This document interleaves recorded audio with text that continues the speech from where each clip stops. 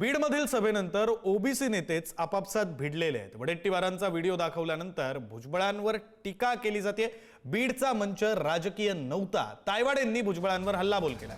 वडेट्टीवार ओबीसींसाठीच काम करतायत असं बबनराव तायवाडे म्हणाले।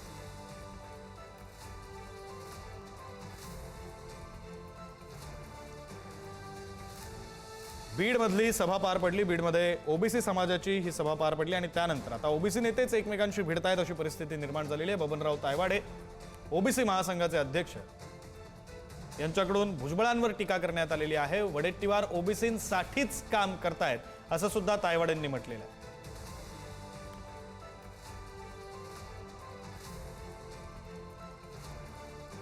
मी आजही जोरदार सांगतो आपल्याला, मला ओबीसीतून या कारण हा निजामच्या वेळेस मराठवाड्यातला कुणबी समाज मराठा समाज हा ओबीसी होता हे मला माहित आहे, हे मला माहित आहे। पण 2 महिन्यापूर्वी जो मीटिंग घेतली, 2 महिन्यापूर्वी 3 महिन्या 4 महिन्याच्या पूर्वी मुख्यमंत्र्यांच्या उपस्थितीमध्ये जी बैठक झाली आणि त्या बैठकीमधला मसुदा काय ठरला, त्याचा पीओआर काय ठरला, टर्म ऑफ रेफरन्स काय ठरला की ज्या वेळेस तुमची मागणी आली की कुणबी म्हणून ओबीसीना आरक्षण देण्याची, त्यावेळेसचे दाखले मागितले गेले, त्यावेळेसचे पुरावे मागितले गेले, त्यावेळेस कोणी मागितले, त्यावेळेस कमिशनरला त्याचं अध्यक्ष केलं गेलं, पण ते मीटिंग एकही झाली नाही।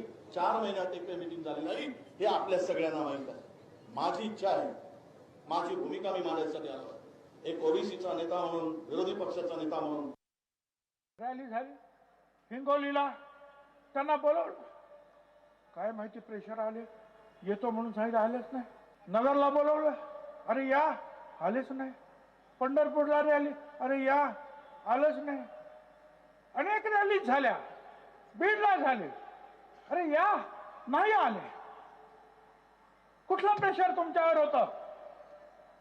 तुम्ही सांगितलं होतं ना की आम्ही ओबीसीला तुमच्या बरोबर राहणार, मग का नाही राहिला?